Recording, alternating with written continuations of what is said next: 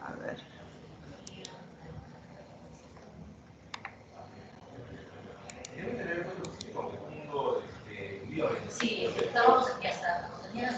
A ver, vamos a ver.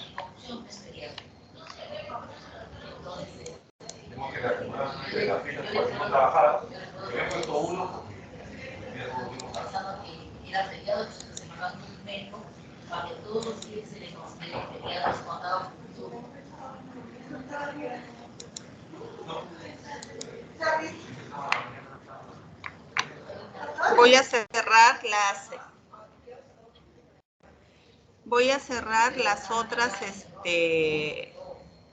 allí están viendo bien, están, a ver, Daisy.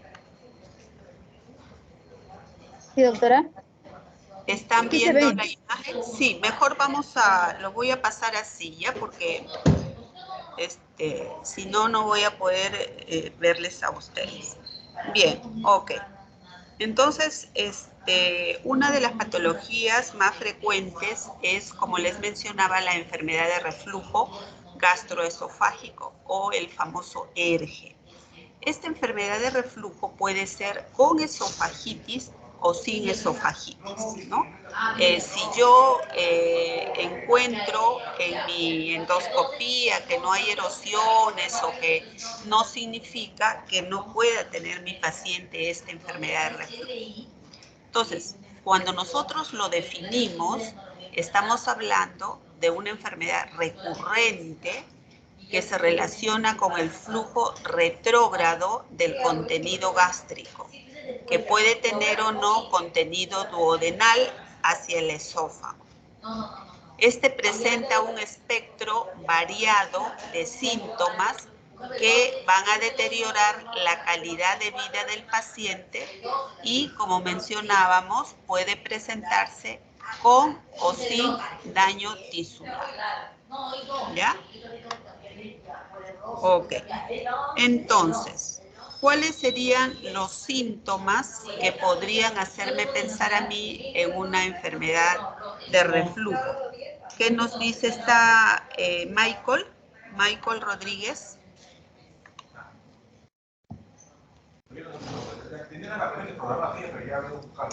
Joana levantó la mano. Sí, doctora. Buenas tardes. Bueno, Buenas. podríamos pensar que el reflujo esofágico podría ser la pérdida de peso. Pérdida de peso. No, hay los O, síntomas principales de un o paciente con también, enfermedad de reflujo. o doctora, también quizá ¿Disfagia? se podría decir esta disfagia o las ganas de vomitar lentamente. Bueno, cuando hablamos de disfagia ya hablamos de complicaciones, pero hay los síntomas principales, ¿no? A ver, alguno de tus compañeros, Villa. Pérdida de apetito. No. Villa. Villa Moya.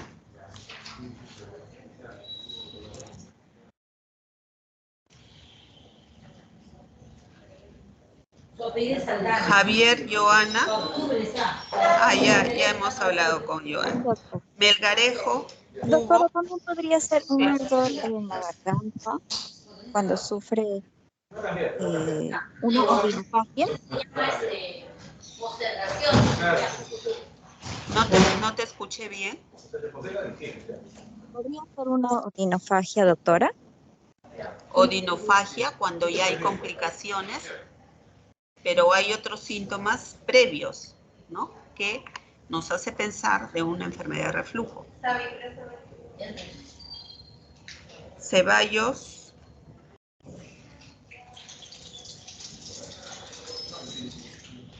Ceballos. Bueno, nosotros tenemos unos factores protectores que van a evitar que cuando estamos expuestos a ese ácido en el esófago, haya un daño, ¿no? Tisular. Tiene que ver con la saliva, por eso los pacientes con síndrome de Sjögren, donde hay una hiposecreción salival, tienen problemas también de este reflujo. Tenemos también un factor protector, nuestro esfínter esofágico inferior. Cuando este esfínter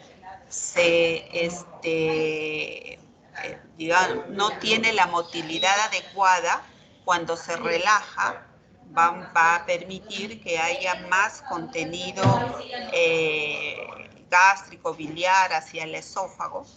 La resistencia tisular, la peristalsis también, una buena motilidad esofágica, el vaciamiento gástrico y la barrera de moco, ¿no? La gravedad es que se refiere a que cuando estamos parados, lógicamente vamos a tener menor reflujo a que si estamos echados. Por eso se les recomienda a estos pacientes no comer y acostarse hasta dentro de 2 a 3 horas. Entonces, en la fisiopatología, nosotros vemos que hay un reflujo patológico si esta balancita se altera. Entonces, vamos a tener como factores agresivos las enzimas pancreáticas, la bilis, los hidrogeniones, la pepsina. Y como protectores o defensivos, lo que les mencionaba, la barrera mucosa, el aclaramiento adecuado. Vamos a tener también que para que haya un problema que nos permita tener esta enfermedad de reflujo, va a haber una incompetencia de esa barrera antirreflujo, que sobre todo estamos hablando del esfínter esofágico inferior. Y en factores anatómicos vamos a ver, por ejemplo, los que tienen hernia hiatales o que haya una disfunción en ese esfínter esofágico inferior con hipotonía o relajaciones transitorias.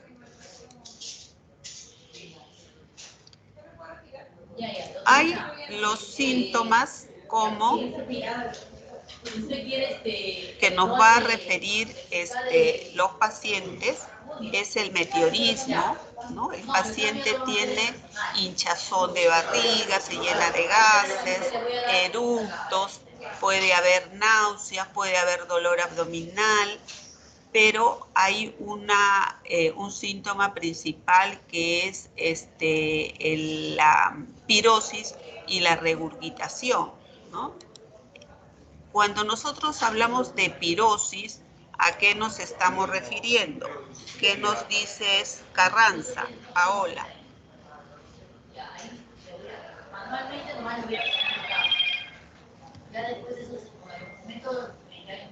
Paola,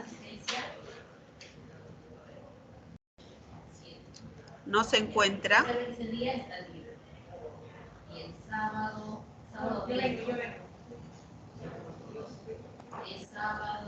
Melgarejo.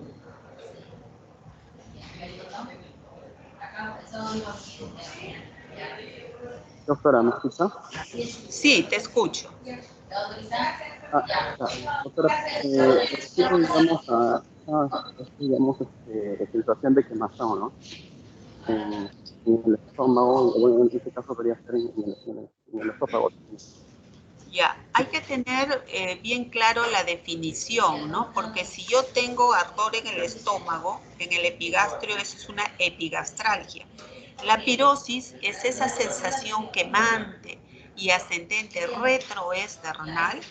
Debe presentarse 2 o más veces por semana durante más de 3 meses, no necesariamente en forma continua. Esta pirosis, este síntoma, me hace pensar que mi paciente tiene pues una enfermedad de reflujo. Otros síntomas asociados, estamos hablando de regurgitación ácida, y el paciente siente y nos refiere que tiene una molestia, un ardor, una como quemazón, como que sale algo por la boca, y eso puede ocasionar también que haya hasta erosiones dentales, ¿no? Refiere como un sabor ácido en la boca, si ya tenemos disfagia y ya tenemos odinofagia, entonces ya significa que nuestro paciente ya está haciendo complicaciones como las que vamos a ver más adelante.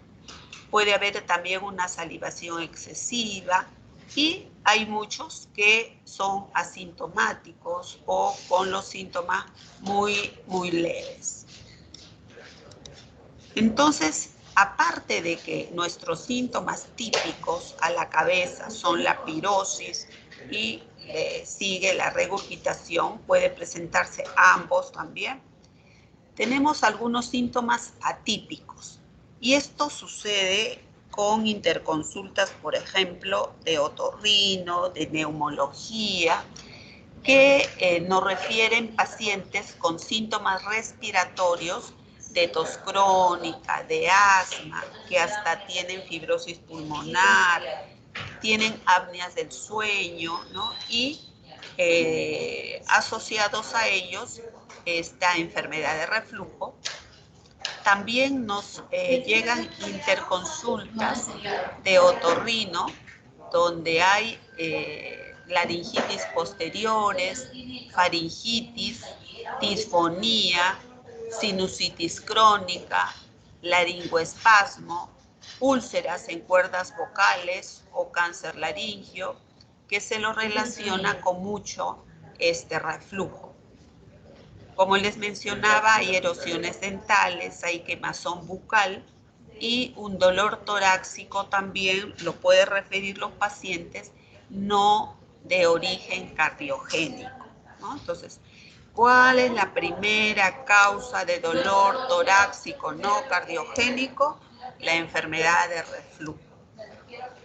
Paciente de 58 años que hace la consulta porque tiene dolor, ¿no?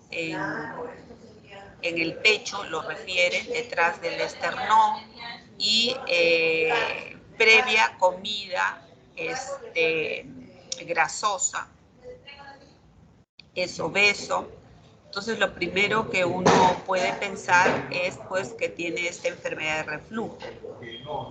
Pero ya, mire, dele inhibidores de bomba, dele tal cosa.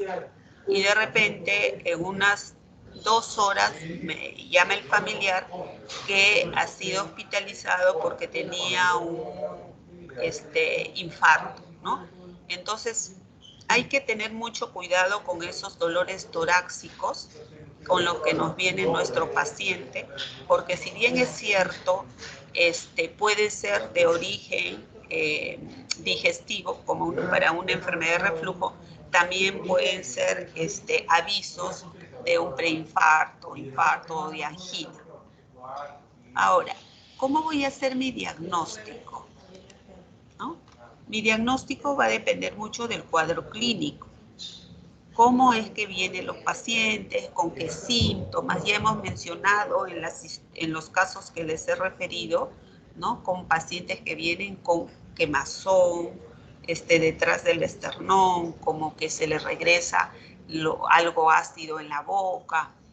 Y una radiografía de esófago contrastada con bario me va a ayudar, pero sobre todo para los casos donde ya tenga un poco más de complicaciones como disfagia. La endoscopía digestiva me va a dar mis diagnósticos diferenciales.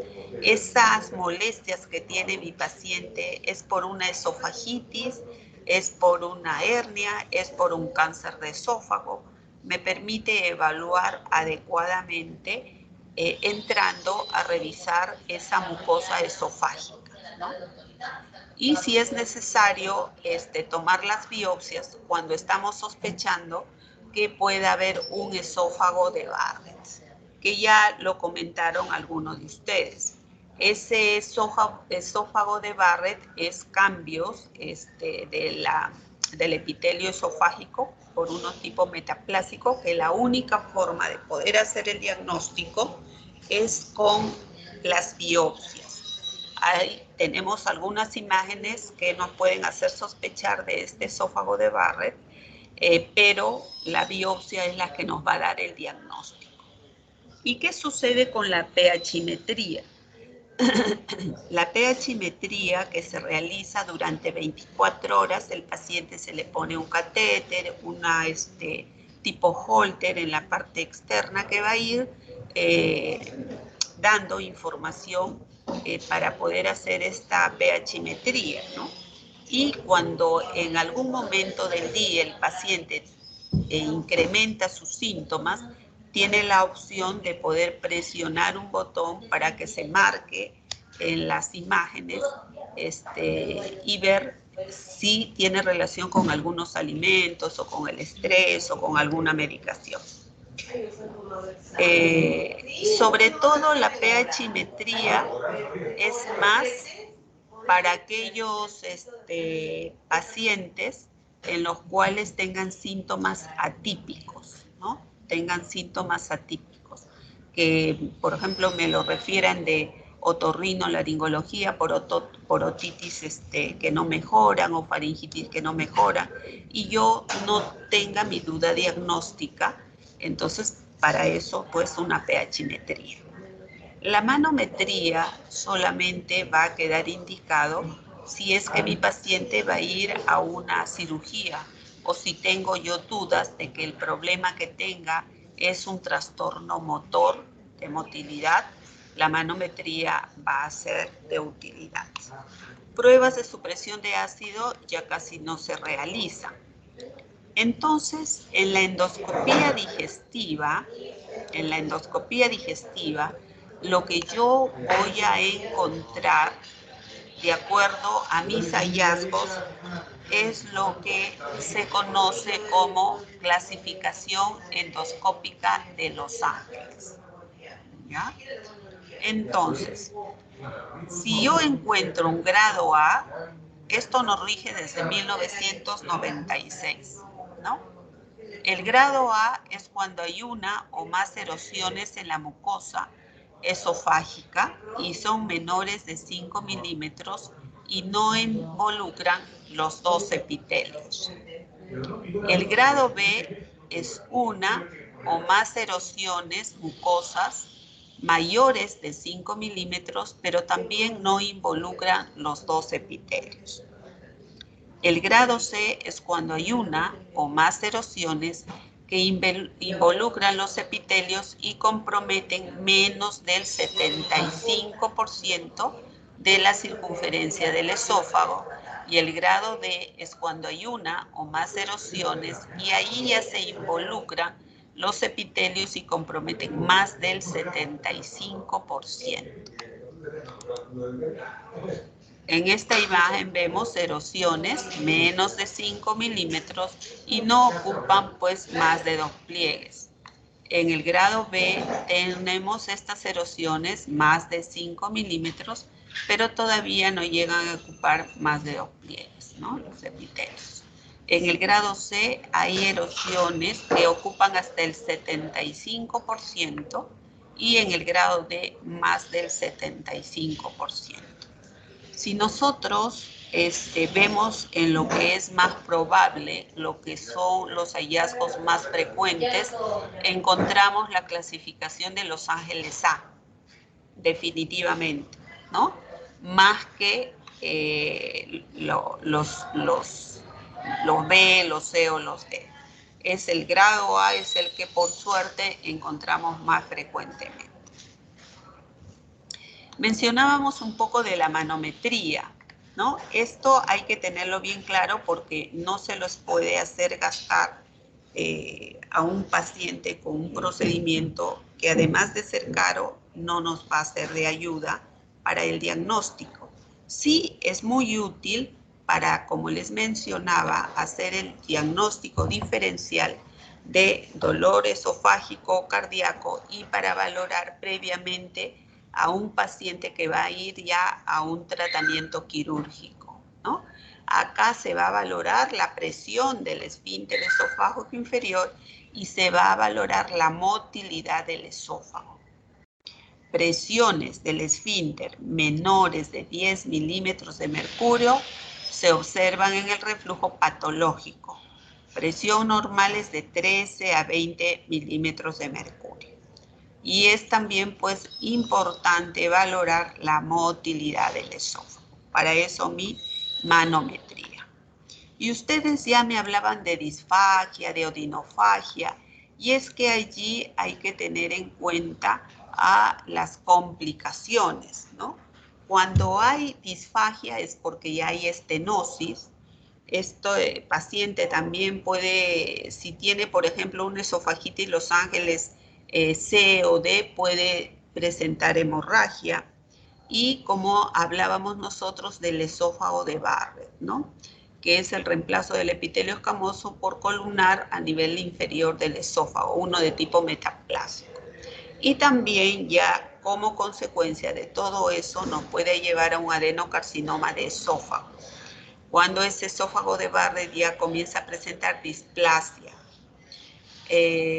Hay síntomas pulmonares que pueden ser por aspiraciones y que se los asocia también a asma crónica que no mejora.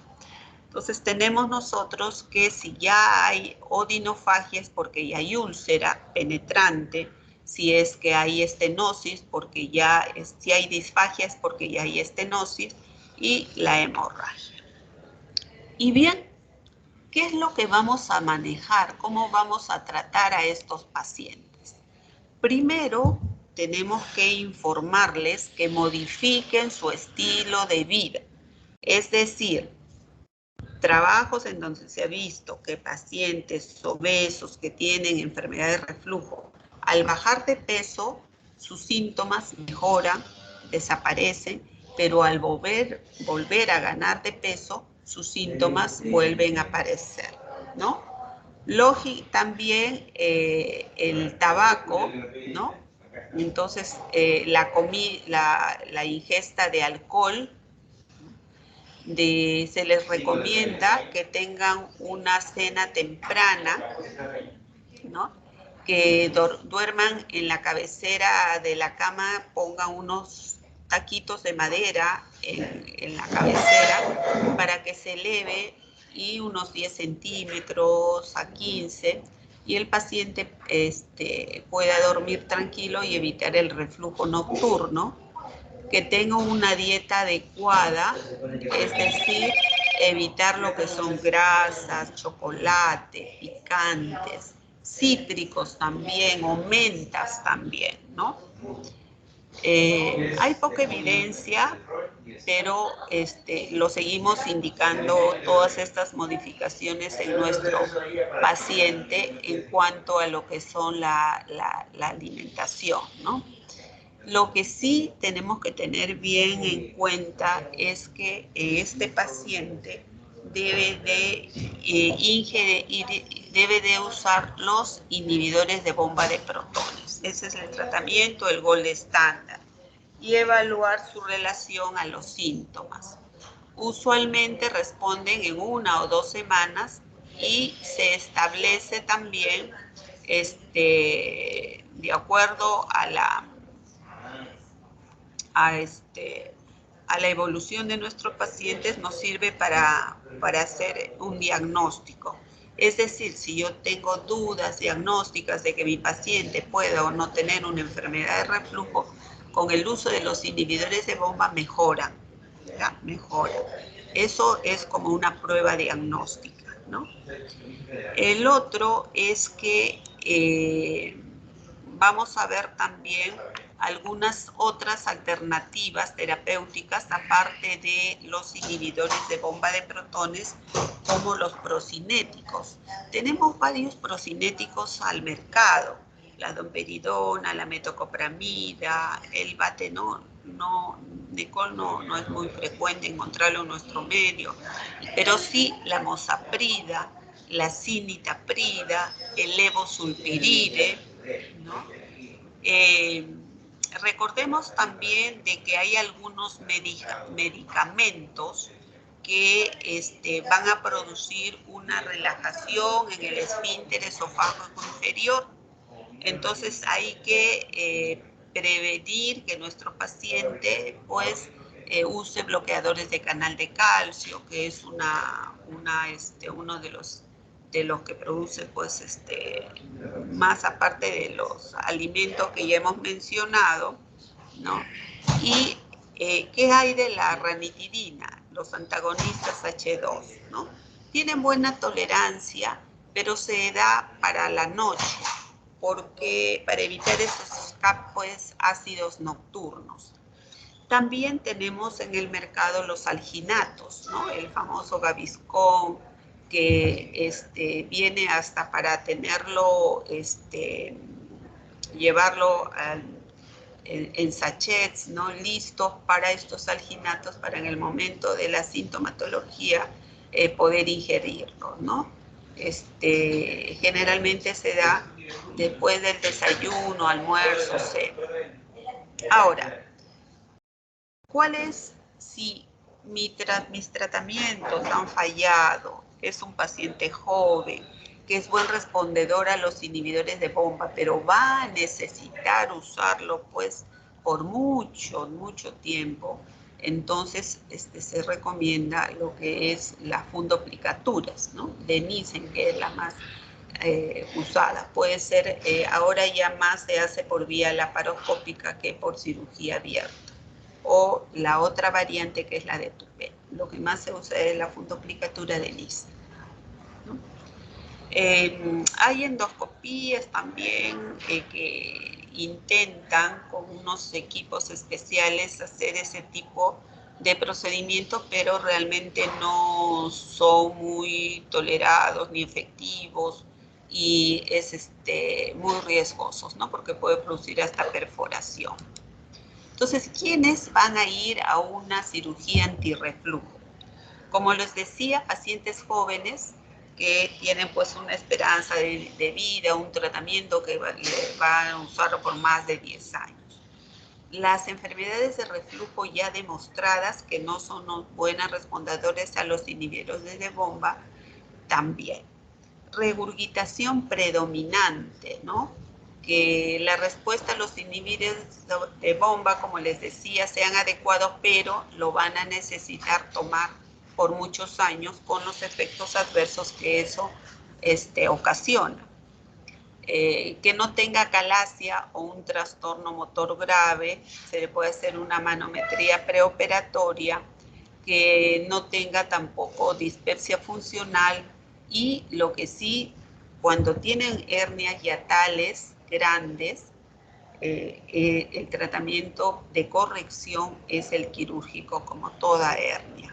Lo más importante de estas patologías esofágicas es que tiene que hacerla un cirujano especializado, muy experimentado en patología esofágica. Si no, tenemos pacientes que están regresando otra vez porque después de la cirugía regresan con los mismos síntomas por los que tuvieron que ser operados. Entonces, eso es algo muy importante. ¿Hasta acá alguna pregunta?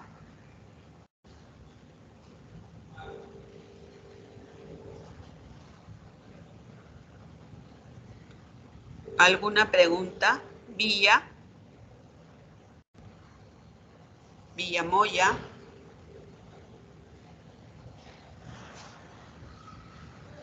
¿Todo claro? Sí, Daisy, dime. Doctora, sí, disculpe, una consulta. ¿El omeprazol, hasta cuántos días se le puede dar a un paciente que tiene esta dolencia? Si tenemos un paciente que tiene una enfermedad de reflujo gastroesofágica, probablemente lo va a necesitar pues por mucho tiempo, ¿no? Y podemos darlo de 20 miligramos 30 minutos antes del desayuno. Cuando ya tiene esofagitis erosiva, podemos iniciarlo también cada 12 horas, inhibidores de bomba de 20 o de 40 cada 12 horas. Y si tiene el esófago de Barrett, se recomienda de 4 a 8 semanas y luego hacer una reevaluación para ver si con suprimiendo ese ácido que produce esa inflamación esofágica, pues el paciente mejora. Acá tiene que ver mucho los hábitos dietéticos, alimentarios, no usar también ropas apretadas o fajas, porque eso aumenta la presión intraabdominal, aumenta el reflujo, o pacientes obesos, o pacientes que tienen ascitis, o pacientes que tienen, buenos días, o pacientes que tienen también que están gestándose en su último trimestre, ¿no? También hacen un reflujo que cuando ya dan a luz eso mejora, ¿ya? ¿Alguna otra pregunta?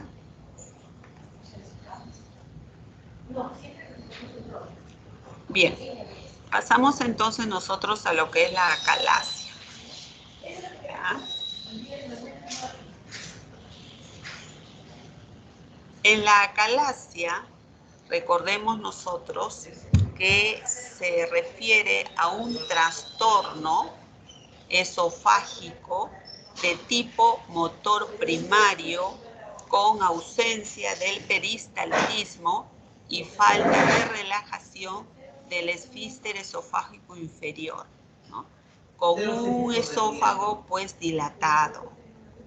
La etiología, como también ya sabemos, es desconocida, no se determina bien la causa de esta acalasia y se ha hecho trabajos en donde se ha encontrado anticuerpos antigliadinas como tratando de explicar que puede ser un trastorno inmunológico, porque acá lo que vemos es una degeneración de esas neuronas mientéricas, se han encontrado anticuerpos ante estas neuronas mientéricas en esos trabajos, ¿no?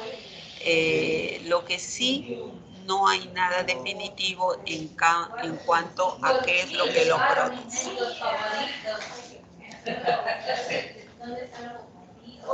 Entonces, como mencionábamos acá, hay pérdida de células ganglionares del plexo mientérico de Auerbach. Hay una degeneración del nervio vago y núcleo motor dorsal del vago. Hay algunos mecanismos hereditarios, se habla de un infiltrado inflamatorio en el esfínter esofágico inferior, pérdida de neuronas inhibitorias del plexo mientérico que produce un péptido intestinal vasoactivo y óxido nítrico que hace que haya un desbalance entre las inhibitorias y excitatorias, aumenta la actividad colinérgica, produciendo pues una relajación incompleta y una aperistalsis, ¿no? Y el cuadro clínico acá va a ser la disfagia, ¿no? El paciente refiere que ya no puede comer sólidos, que tiene que masticar bien, que tiene que tomar bastante agua para que le pasen los alimentos, y también puede tener algún grado de regurgitación, pirosis, halitosis, dolor retroesternal, tos nocturna. Acá sí vemos una pérdida de peso por la disfagia. Para hacer el diagnóstico, entonces, puedo pedir mi radiografía de esófago contrastada. La manometría es el gol estándar para ver el grado de motilidad, pero una radiografía es más que suficiente. Y mi endoscopía para ver, sobre todo en los casos de que los pacientes refieren que han quedado como que algo se les ha obstruido en esa zona, y para hacer mis diagnósticos diferenciales también, ¿no? Entonces, como les decía, radiografía de esófago con bario y una ecoendoscopía para ver el grosor de la capa muscular interna. Esto es lo característico. Bueno, en una radiografía de tórax va a verse un poco de dilatación del esófago, pero mi radiografía de bario va a dar las características de pico de ave, cola de ratón o punta de lápiz, ¿no? Con un megaesófago, que a veces cuando uno entra con el equipo, con el endoscopio, pareciera que estamos en el estómago por la gran dilatación del mismo. Para eso tenemos lo que es la clasificación de Chicago, ¿no? Para ver los trastornos de motilidad esofágica.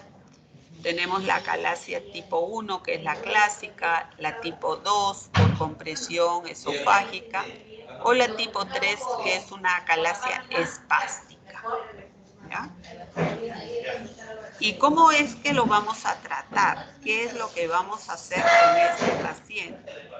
Entonces, mi paciente viene a la consulta, generalmente son en edad mediana, y me refiere que de unos meses acá ha notado que tiene dificultad para pasar los alimentos gruesos, las carnes, que ya ha cambiado su alimento para algo más blando o a veces hasta algo líquido, y que tiene pues mal aliento, que a veces vomita porque el contenido que se queda en el esófago a veces el mismo paciente lo elimina por la boca.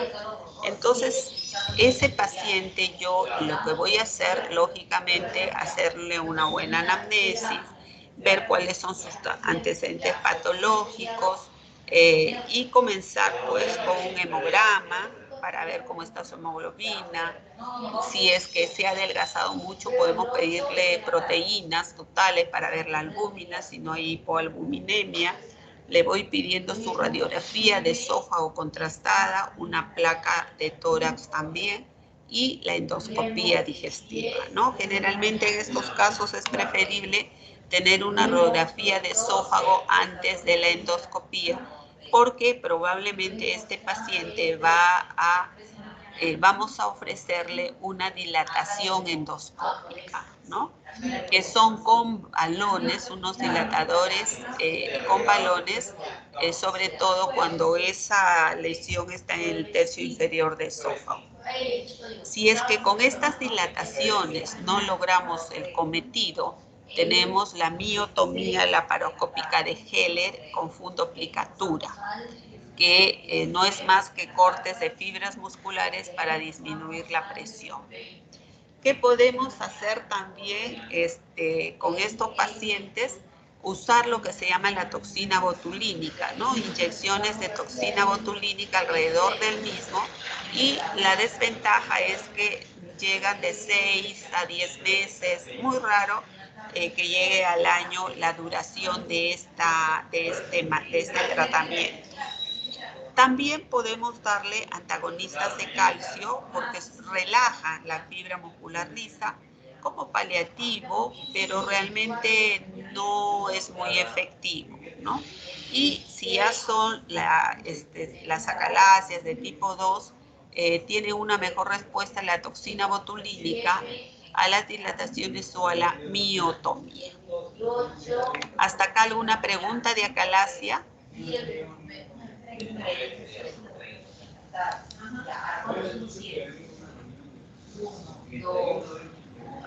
¿Todo claro?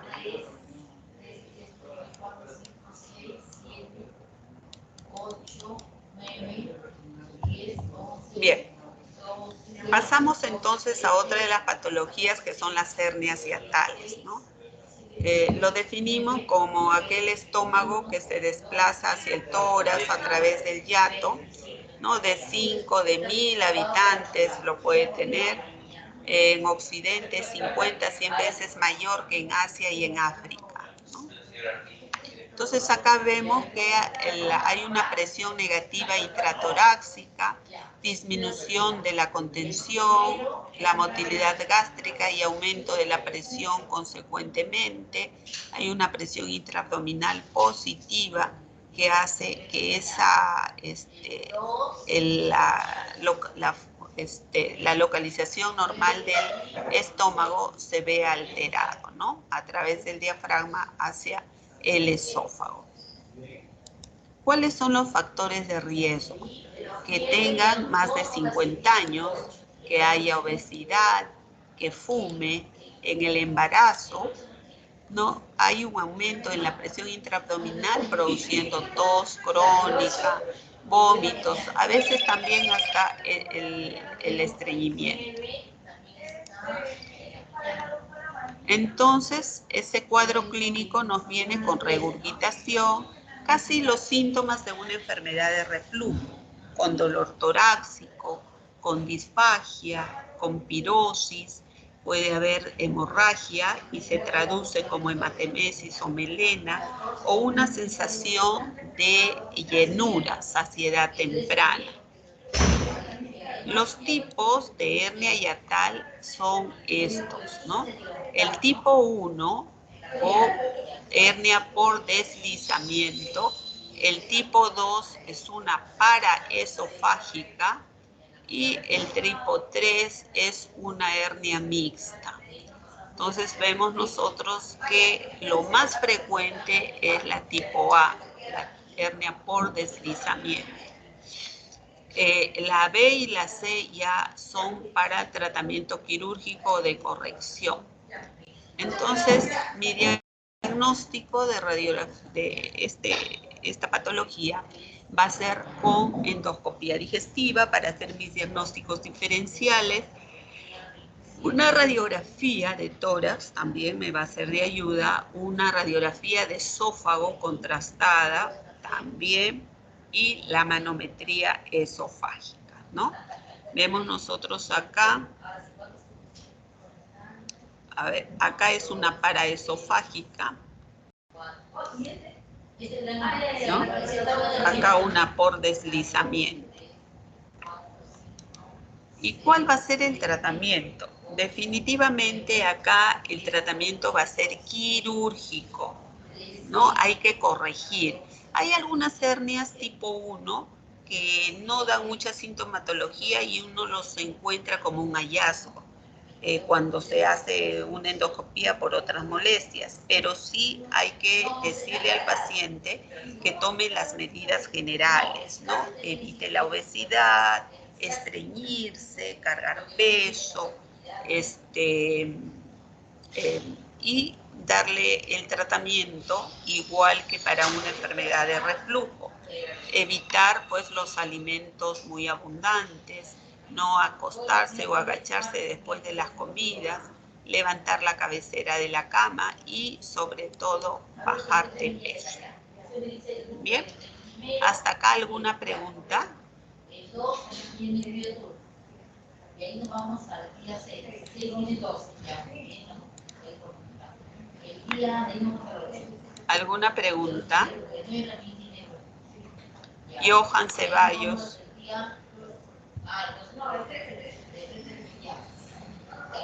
Evelyn Ávila.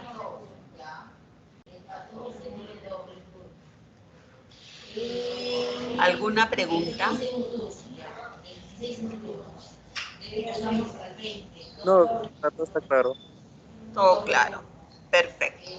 Entonces, tenemos estos pacientes que cuando se trata de patología esofágica, nos vienen justamente los casos clínicos que vemos es con opirosis o regurgitación, que me hace pensar que puede ser o una enfermedad de reflujo o una hernia hiatal. Cuando se trata de acalasia, el síntoma predominante es la disfagia, ¿no? Si estamos hablando de que podría haber un cáncer de esófago, puede también dar la sintomatología de disfagia o dinofagia o un paciente ya que viene con hemorragia, con baja de peso. Entonces ya eso hay que hacer el estadiaje adecuado para ver si está en condiciones de hacer un tratamiento quirúrgico o solamente un tratamiento paliativo, ¿no? Siendo el adenocarcinoma y el carcinoma epidermoide los cánceres de esófago más frecuentes, ¿no? Y recordando también que el adenocarcinoma es como consecuencia de un esófago de Barrett, ¿no? Ha tenido una enfermedad de reflujo crónico, ha hecho un esófago de Barrett, no ha superado, no ha mejorado, va a un adenocarcinoma. Y el carcinoma epidermoide o de células escamosas se lo relaciona más con la pobreza, con comida poca de vegetales, se le relaciona también con enfermedades previas como la calasia, esofagitis cáustica, con ¿qué otra? Con la tilosis, síndrome de Plummer-Vinson, con esas patologías, ¿no? ¿Hasta acá alguna pregunta?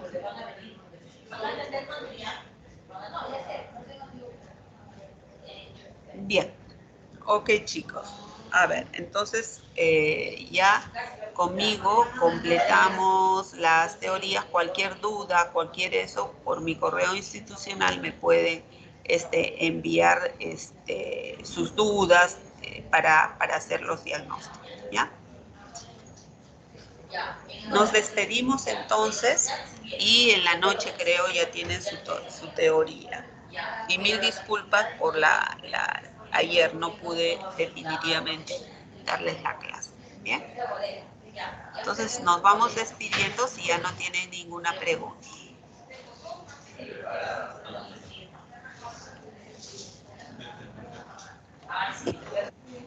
Muchas gracias, doctora. Buenas tardes, doctora. Gracias.